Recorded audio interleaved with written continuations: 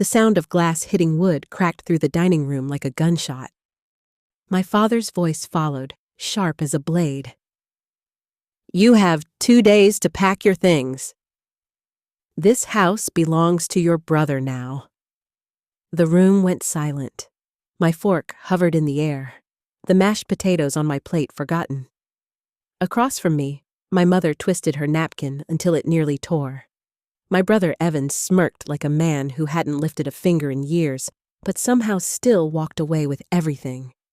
They thought I would fold, that I'd quietly vanish.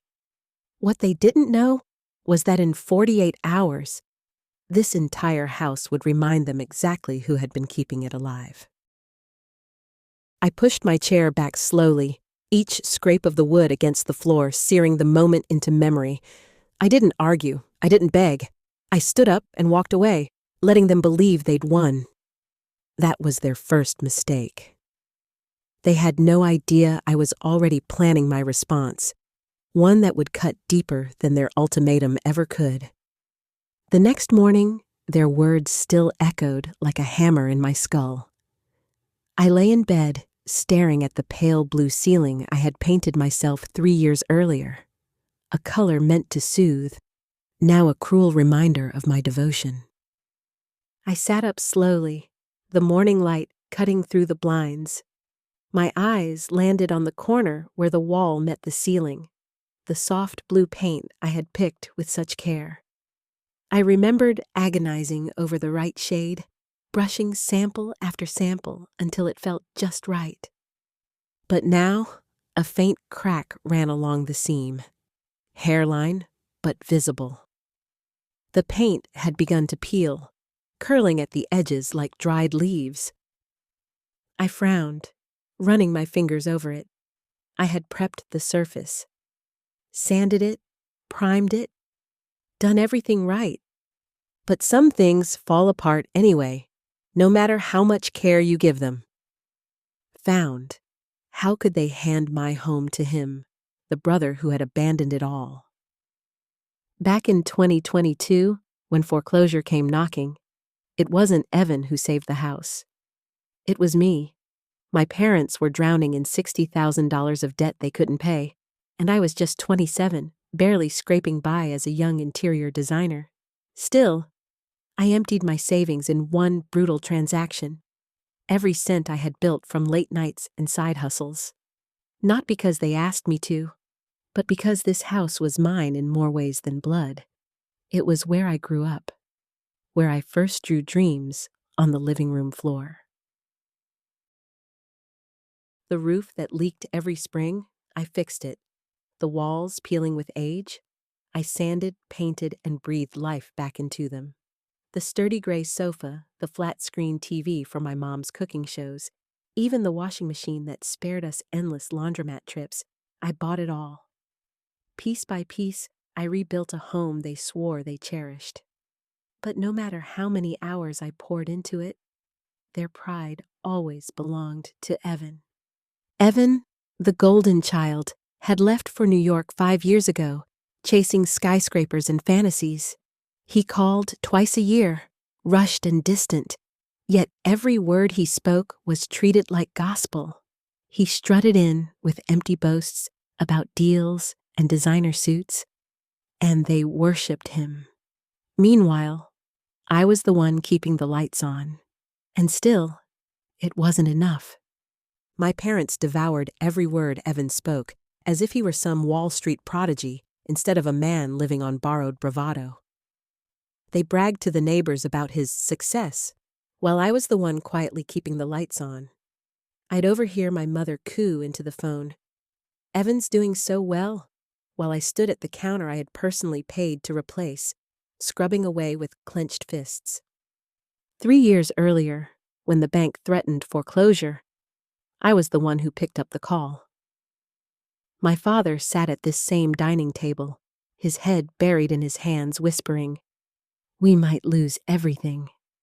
My mother wept silently, her eyes swollen from nights of worry. And Evan? He didn't even answer my calls. He was busy, my mother said, as if that excused his absence. So, I stepped up. I took every cent of my savings, $60,000 I had been hoarding for a down payment on my own future, and handed it to the bank. The house survived because of me. My parents hugged me, thanked me, even cried with relief. But gratitude doesn't last forever. Soon, it was back to Evan's phone calls, his tall tales, their pride pouring into him like a bottomless cup. I'd sit in the living room, staring at the gray sofa I bought, the TV I wired up, the chandelier I carefully installed last summer. My mother called it fancy. My father muttered it was nice. But the moment Evan called, they lit up, hanging on every empty promise he spun. I'd stand in the hallway, paint still drying on my hands, listening to their laughter over his so-called big deals. My work was invisible. His lies were celebrated. Piece by piece, I had rebuilt this house. Long nights, weekends stolen, projects taken on just to afford another repair. I'd collapse on that sofa, exhausted, drained, and still feel the weight of this family pressing on me. They leaned on me endlessly, yet their eyes always shone for Evan. He was the golden child, the one who escaped, while I was the one chained to holding everything together. And now, they wanted to hand it all to him. The house I had fought for. The home I had made my own. My chest tightened, not with grief, but with a razor-edged resolve. They thought I'd simply walk away, that I'd watch Evan waltz in and claim my life's work. They were wrong. By morning, the fire in my veins hadn't cooled. I wasn't their daughter anymore. I was their tool, the one they had used, the one they had taken for granted. But that ended now. I grabbed my phone, my fingers steady. It was time to act. By mid-morning, I had dialed my best friend, Laura, a sharp-minded attorney who never wasted words. She answered on the second ring, already sensing the urgency in my silence. "What's wrong?" she asked. I paced the kitchen, the same kitchen I had redesigned with granite counters I paid for, and spilled everything. My father's ultimatum, the house handed to Evan, the years of sacrifice. I told her about the $60,000 I had poured into saving this place, while Evan was out chasing fantasies in New York. Laura's lawyer instincts lit up immediately, her voice sharpened. "Something's off. If they're giving him the house, there has to be a reason. Check their finances, look for new loans." Her words hit me like a jolt of electricity. Loans, money, secrets. My parents had always been cagey about finances, especially after I bailed them out 3 years ago. My pulse quickened. If Laura was right, there was more to this betrayal than favoritism. There was a motive. I ended the call, my mind racing, and scrolled through my contacts until I landed on a name. Noah Grant. We'd met 2 years earlier when I redesigned the waiting area at his bank branch downtown. Straight talking, good with numbers, and still owing me a favor for working overnight on his project. If anyone could pull the thread, it was him. I tapped the counter, dialing. When Noah answered, I wasted no time. I told him about the dinner, my father's ultimatum, and Laura's suspicion. Then I asked the question that made my throat tighten. "Can you check if there's anything tied to my name? Loans, accounts, anything?" There was a pause, long enough to chill the air around me. Then his voice dropped, heavy. "Sienna, you're not going to like this." My grip tightened around the phone. He explained what he'd found. A $60,000 home equity loan taken out just 6 months ago. My name, my social security number, even my signature. Except I had never signed a thing. My parents and Evan were listed as co-borrowers, but I was the primary. If it defaulted, the burden fell squarely on me. $60,000. Again. They hadn't just stolen my money. They had stolen me. Noah sent the paperwork. When I opened the email, my chest hollowed. There it was. Sienna Clark in bold print, scrawled with a signature that almost looked like mine. Almost. The loops on the S were wrong, the tail on the K too sharp. A forgery. Amateur, but good enough to fool a bank. The loan was tied to the house, the very house I had saved from foreclosure with my own sacrifice. And now? They had used my identity to prop up Evan and shove me aside. My stomach twisted, not just with anger, but with betrayal that cut bone deep. I forwarded the evidence to Lara. Within minutes, she called back, her voice firm, no nonsense. This is identity theft. We can fight this, Sienna, but we'll need more proof. Check the house, paperwork, bank statements, anything. My pulse hammered as I climbed the attic stairs. Dust clung to the air, the space cluttered with old tax returns and holiday decorations. One box cracked open with the smell of cedar and dust. Inside, tangled Christmas lights and a chipped music box. My old one, a birthday gift from when I was 8. I had kept it pristine for years, winding it every night until the song played soft and slow. But now, the winding key was broken clean off. The ballerina inside stood still, arms frozen mid-twirl. I set it aside without a second glance.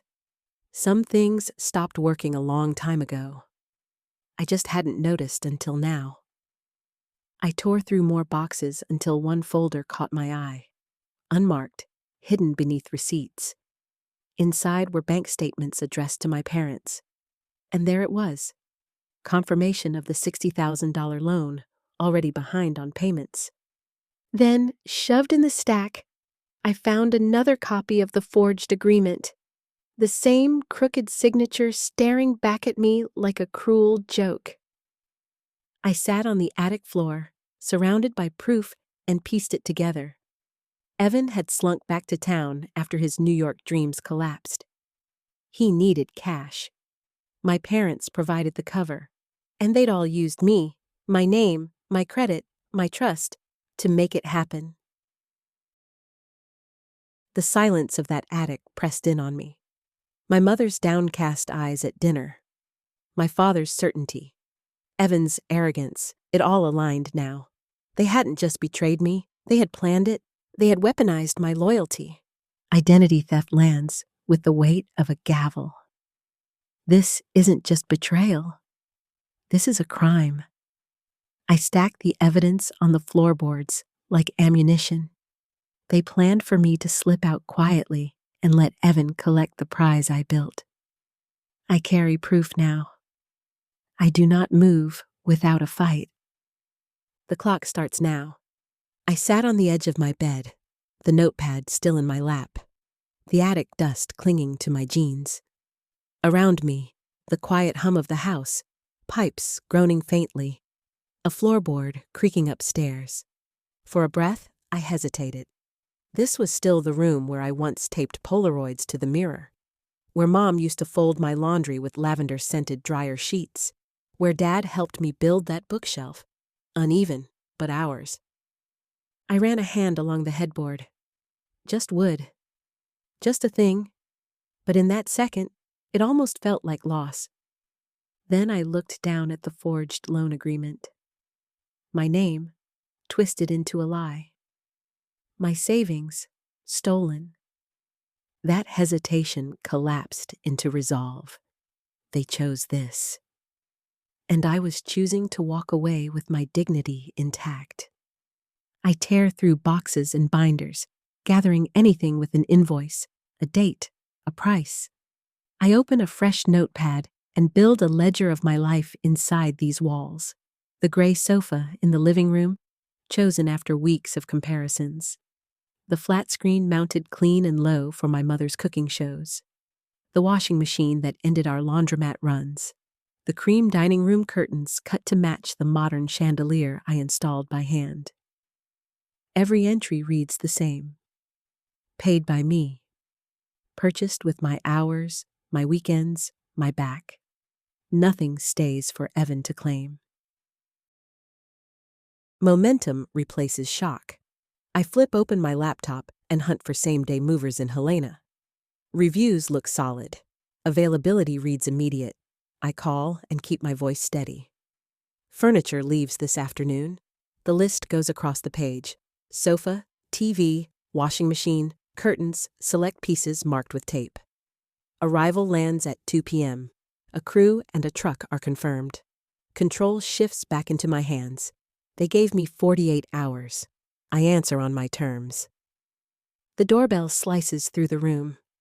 Martha Reyes, my neighbor from across the street, steps in with a plate of still warm cookies and eyes that see everything. She sets them on the counter and delivers a simple truth. I have done the work. I have carried this house. I have been the spine of this family while they praised their prodigal.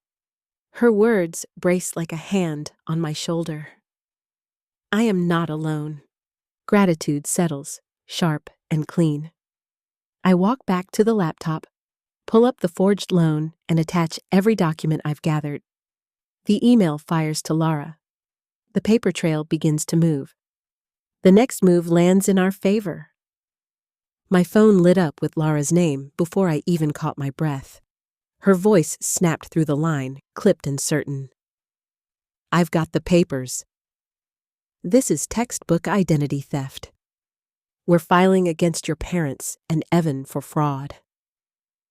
The words steadied me like iron. She laid it out. Act fast. Gather proof. Protect my credit before they bled me dry. I already had the forged loan agreement and the bank's letter from the attic. But now I needed more. Receipts, statements, anything that showed this house bore my fingerprints, not his. Her plan was clear. By tomorrow, the lawsuit would be filed. Laura sat back in her chair, tapping the loan document with a pen. The biggest risk now isn't just identity theft, it's the collateral. I blinked. What do you mean? The $60,000 loan? It's tied directly to the house through a home equity agreement. That means the house is collateral. If the payments default, which they already have, the bank doesn't care whose name is on what. They'll move to foreclose. My stomach dropped. But it's not even a new mortgage. She shook her head. Doesn't matter. You're the primary signer. Even though it's forged, the loan still exists in their system. Until we prove the fraud, the house is at risk. That's why we need to move fast. I nodded, a bitter taste rising in my throat. They hadn't just stolen my name. They'd used it to chain the very house I saved to a ticking bomb. Once the movers cleared my belongings, we'd lock the case into place. Purpose surged through me. This fight was no longer about walls and windows. It was about justice. It was about holding them accountable for every stolen cent, every stolen breath of trust. By 1 o'clock, my notepad was full. Sticky notes marked my life across the house. The gray sofa, the TV, the washing machine, the curtains. Then the extras, the lamp at my desk, the rug in the entryway. Each tag whispered the same truth. Mine. Bought with my sweat, anchored by my sacrifice. Nothing stayed for Evan. At 2 sharp, the movers arrived. 3 men in navy uniforms, truck rumbling in the driveway. They worked with brisk precision, unhooking the TV, folding the curtains, hauling the washing machine down the narrow stairs. Watching my years of effort dismantled in hours should have felt like loss.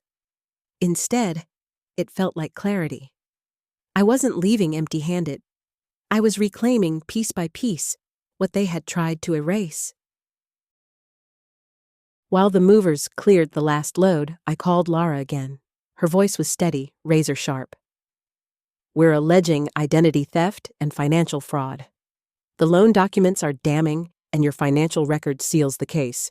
We'll demand the loan be voided and push for damages. I asked about the house, the future of the place I had once fought to protect. Lara didn't soften. If the loan defaulted, the bank could foreclose. My parents and Evan would face the fallout themselves. I paused, picturing them scrambling, pride stripped bare. Part of me thought guilt should creep in, but it didn't. They made their choice the moment they forged my name. By 4 o'clock, the truck was packed, the living room gutted, the cream curtains gone, the gray sofa missing, the echo of my steps replacing years of warmth. Martha peeked in, her eyes wide at the emptiness.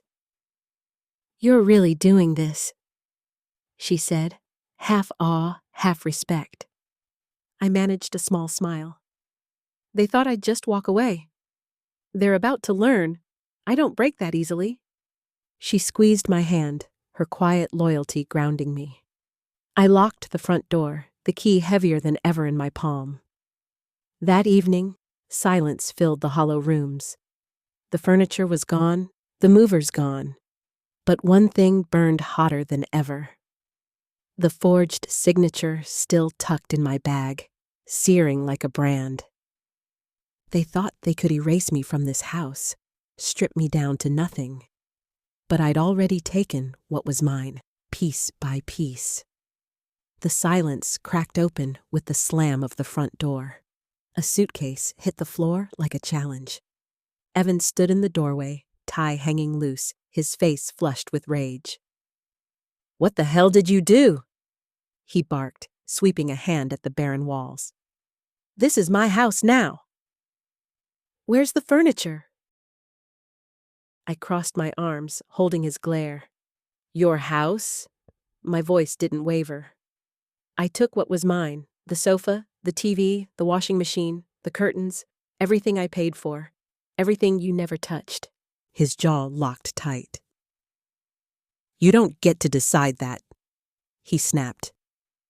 "Dad said this place is mine. You were supposed to be gone." I stepped closer, pulled the loan agreement from my bag, and held it up like a weapon. "I know about the $60,000 loan. The one you and Mom and Dad took out in my name? That fake signature? I'm not the fool you think I am." For a beat, his face cracked, fear flashing before arrogance rushed back in. He smirked. "You're making this up. You're just bitter because I'm back and you're out." I didn't flinch. I tapped the papers. "I have proof. Noah Grant at the bank sent me the agreement. Your name's right here. But I'm the one they'll come after if it defaults." "Did you really think I wouldn't find out?" He stared at me, the smirk finally gone. Just for a second, something flickered. Guilt.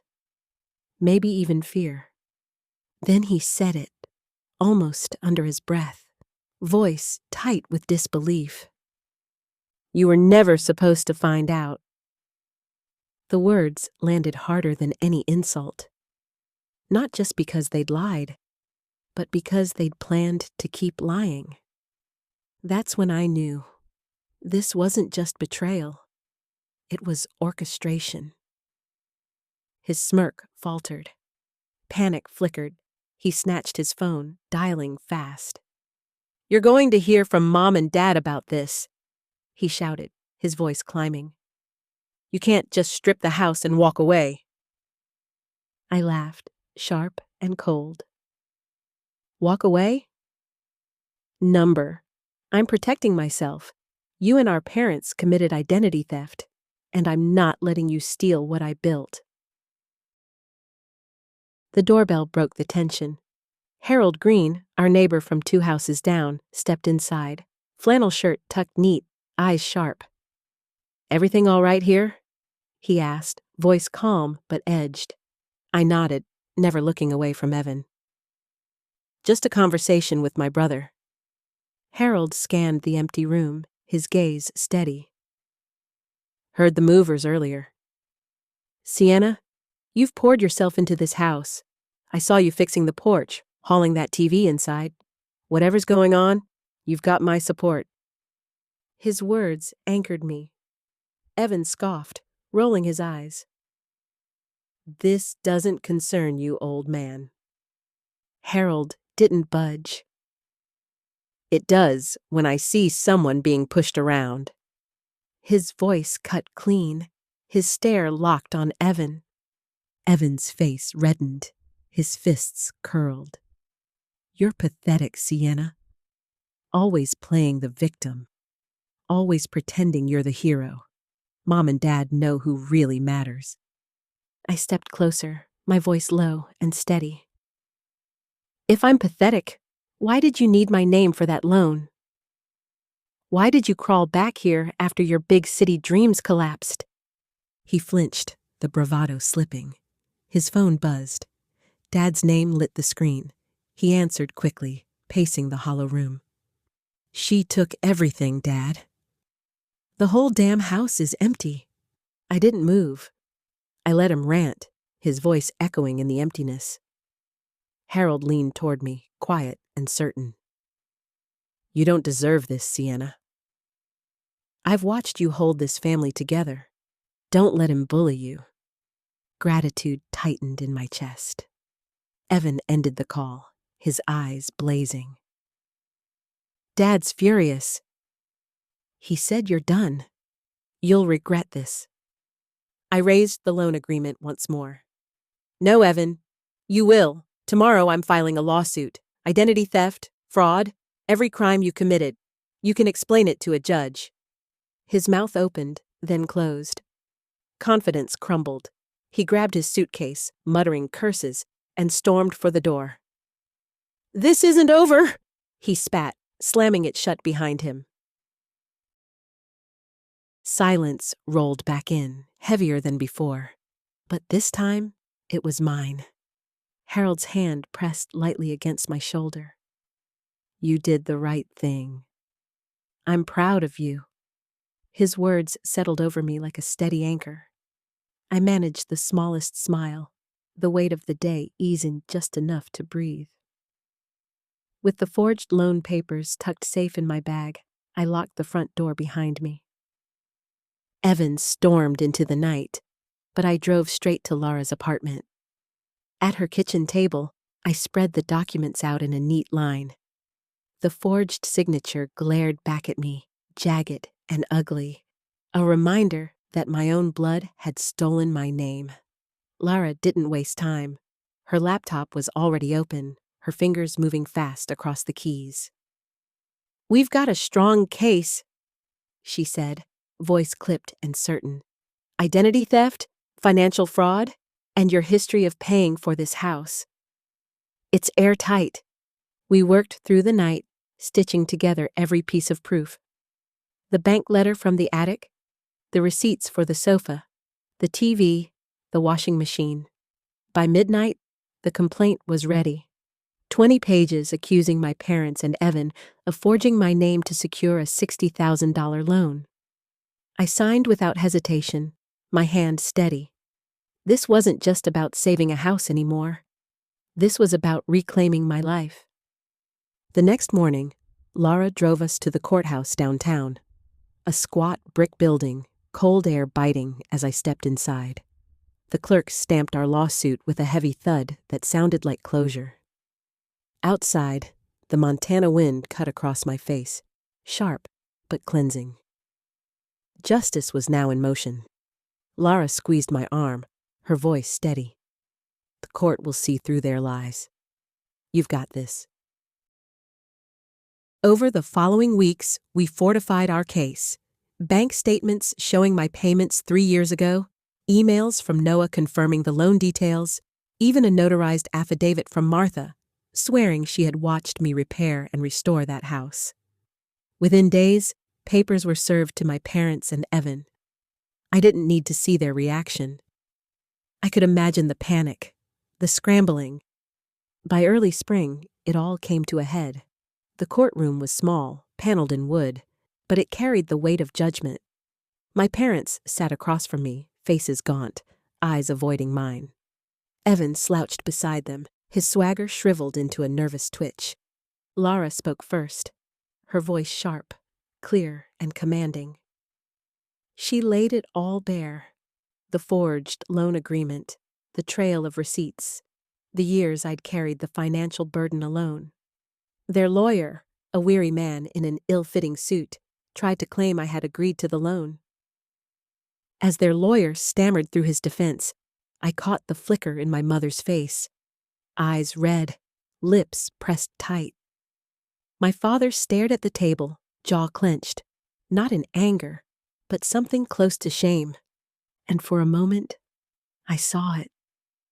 Not guilt for the fraud, not regret for what they'd done to me, but a quiet, hopeless admission. They were scared. Evan had come back broke, reckless, wounded by the world, and they, aging, ashamed, desperate, had pinned everything on the fantasy that he'd turn it around. Maybe they thought they were saving him? Maybe they thought I was strong enough to survive the betrayal. It didn't matter, because in saving Evan, they'd chosen to sacrifice me. And now, they'd have to live with that choice. But the judge wasn't buying it. The evidence was undeniable. The sloppy signature, the bank records, my history of sacrifice. When the ruling came, it was final and firm. The loan was voided, my name cleared. My parents and Evan were ordered to pay damages and court fees for the havoc they caused. The house, tethered to the unpaid loan, would be sold to settle the debt. I didn't wait to see their faces break. I walked out into the sunlight, years of weight peeling away with each step. Laura followed, and for once, the corners of her mouth lifted into a rare smile. "You won, Sienna. They can't touch you now." I nodded, the victory clean but bittersweet. The house I had saved was gone. But for the first time, so were the chains they had wrapped around me. The house I had fought tooth and nail to save was gone, sold at auction, swallowed by the very debt tied to my stolen name. But it wasn't mine anymore, not after what they had done to me. News spread quickly. A neighbor told me the bank had foreclosed, selling the house for just enough to cover the loan. My parents and Evan ended up in a cramped apartment on the edge of town, their savings drained, their pride shattered. Evan's Wall Street fantasies shriveled into a low-paying job at a car dealership, while my parents, once so quick to boast about their golden son, now struggled just to keep the lights on. The calls started the next day. My mother's voice trembled through voicemail. "Sienna, how could you do this? We're your family." My father's message was harder, colder. "You ruined us. You didn't have to take it this far." I listened once, then deleted them all. They had stolen my money, my name, my trust, and now they wanted forgiveness. I blocked their numbers, silencing their pleas. Evan tried next, cycling through new phone numbers like lifelines. His messages swung between rage and desperation. "You think you're better than us. You'll regret this. I blocked him too." The silence that followed felt less like loss, more like freedom. Through it all, Lara checked in.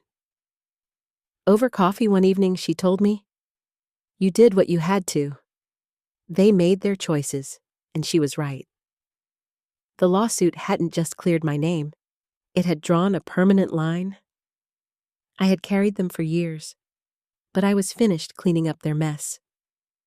Months later, I stood in my new apartment, sunlight pouring through the window, my gray sofa catching the light. My flat screen hung neatly on the wall. Navy curtains framed the view of the Clark Fork River. Every piece in that space was mine, a reminder that I had taken back what mattered. At the design firm downtown, my days filled with sketches and swatches, projects that stretched me further, cafes, hotel lobbies, new visions that were mine alone. In the evenings, I'd tweak my apartment until it felt just right. The hum of my washing machine in its little closet wasn't just practical, it was victory. Word around town traveled fast. Martha stopped by the firm one afternoon with coffee, her voice low but firm. People know what they did. Forging your name, trying to force you out. Everyone's talking, and Harold's been telling folks how you stood up for yourself. Missoula didn't forgive betrayal easily. Their reputation crumbled while mine quietly rose. I didn't dwell on their downfall. My focus was forward, on the life I was finally free to build. Looking back, the lesson was stark. I had let family drain me, my time, my money, my trust, because I thought that's what loyalty demanded. But loyalty doesn't mean surrender. Protecting your worth means drawing boundaries even when it hurts, especially when it's the people closest to you. I had given everything to keep that house standing, only to learn they'd forged my name to take it away. But in standing up, digging for the truth, fighting in court, and finally walking away, I found something far more valuable than four walls. Independence isn't just living alone. It's knowing you can stand tall, no matter who tries to pull you down. I wasn't the daughter who fixed everything anymore. I was Sienna Clark, and I was building a life on my own terms. They tried to pass down control like inheritance, but I broke the chain, and that was the legacy I chose. This story may be over, but the lessons and the surprises never stop. If you think this was intense, wait until you hear what happened in the next one.